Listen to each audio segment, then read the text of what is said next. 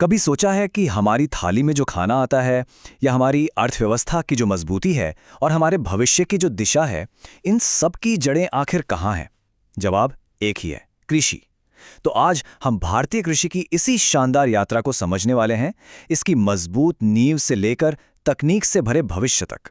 तो चलिए कहानी की शुरुआत वहीं से करते हैं जहां से ये शब्द शुरू हुआ। आखिर ये कृषि या एग्रीकल्चर, इसका असल में मतलब क्या है?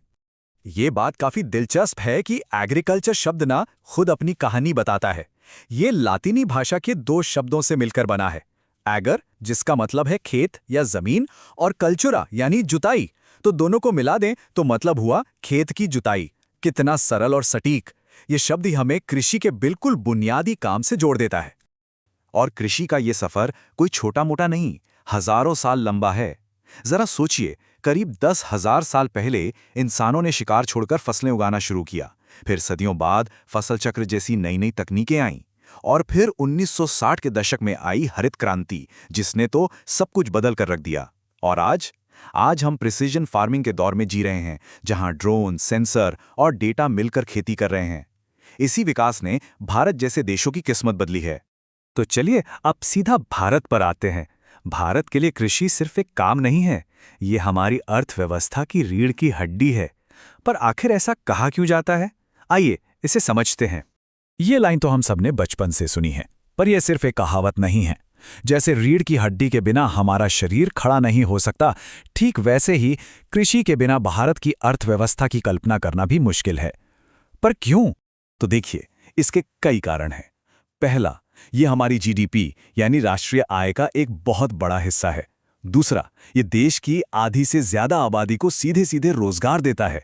तीसरा, कपड़े से लेकर चीनी तक बड़े बड़े उद्योगों के लिए कच्चा माल हमारे खेतों से ही तो आता है। और शायद सबसे जरूरी, ये 140 करोड़ लोगों का पेट भरता है। इतना ही नहीं, हमारी चाय और मसाले जब दुनिया भर में बिकते हैं तो देश के लिए विदेशी मुद्रा भी कमाते हैं। अब देखिए, कृषि का रूप भी बदल रहा है। अब खेती सिर्फ परिवार का पेट भरने के लिए नहीं हो रही, बल्कि बाजार की मांग को पूरा करने और उससे मुनाफा कमाने के लिए हो रही है। और इसी बदलाव को हम कहते हैं कृषि का व्यवसायीकरण। इस बदलाव को समझने का सबसे अच्छा तरीका है इन दोनों को आमने सामने रखकर देखना। एक तरफ है पारंपरिक खेती, जहां किसान बस अपने परिवार का पेट भरने लायक ही उगाता था, और दूसरी तरफ है आज की व्यावसायिक खेती, जहां किसान एक बिजनेसमैन की तरह सोचता है कि बाजार में क्या बिकेगा और मुनाफा कैसे बढ़ेगा। यह सिर्फ खेती के तरीके में नहीं, बल्कि पूरी सोच में आया एक बहुत बड़ा बदलाव है। और ये जो व्यवसायीकरण है ना, ये 3 मुख्य पिलर्स पर खड़ा है। पहला है वैल्यू एडिशन, मतलब कच्चे माल को प्रोसेस करके उसे ज्यादा कीमती बनाना, जैसे टमाटर से केचप बनाना। दूसरा है फूड प्रोसेसिंग, जिसमें पैकेजिंग जैसी चीजें आती हैं।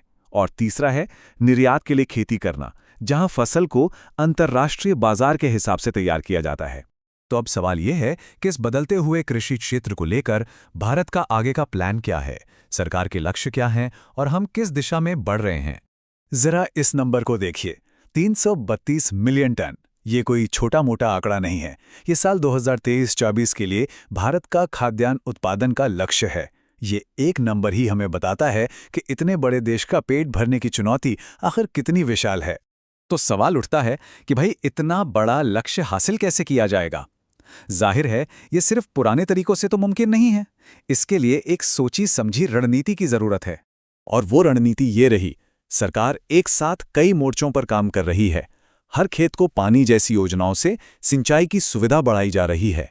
लैब टू लैंड प्रोग्राम का मतलब है कि लैब में जो नई तकनीकें और बेहतर बीज बन रहे हैं, वो सीधे किसान के खेत तक पहुंचें।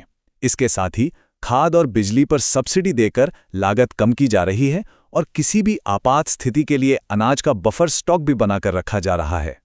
कृषि का भविष्य बहुत ही रोमांचक होने वाला है। ये अब सिर्फ हल और बैल तक सीमित नहीं रहेगा। ये टेक्नोलॉजी, डेटा और बिजनेस का एक संगम होगा, जिसे हम आज एग्रीटेक के नाम से जानते हैं। और यही एग्रीटेक क्रांति अपने साथ नए जमाने के करियर भी ला रही है। जरा सोचकर देखिए, एक ड्रोन ऑपरेटर जो मिनटों में पूरे खेत में स्प्रे कर दे, या एक एग्री बिजनेस मैनेजर जो पूरी सप्लाई चेन को मैनेज करे, या फिर एक सॉइल हेल्थ एक्सपर्ट जो मिट्टी की सेहत का डिजिटल एनालिसिस करे। यह कोई साइंस फिक्शन नहीं है, बल्कि आज की हकीकत है, और इन नौकरियों की मांग भविष्य में और भी तेजी से बढ़ने वाली है। और ये भविष्य के विशेषज्ञ तैयार कहाँ हो रहे हैं? यहीं देश भर के कृषि विश्वविद्यालयों में।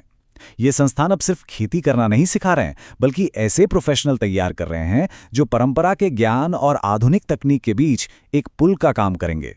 तो आखिर में हम इसी एक बड़े सवाल पर आकर रुकते हैं। एक तरफ हमारे पास हजारों सालों का पारंपरिक ज्ञान है और दूसरी तरफ आधुनिक तकनीक की बेहिसाब शक्ति। इन दोनों के बीच सही संतुलन बनाना ही ये तय करेगा कि भारत अपनी बढ़ती आबादी के लिए खाद्य सुरक्षा को कैसे सुनिश्चित करता है। सोचने वाली बात है ना?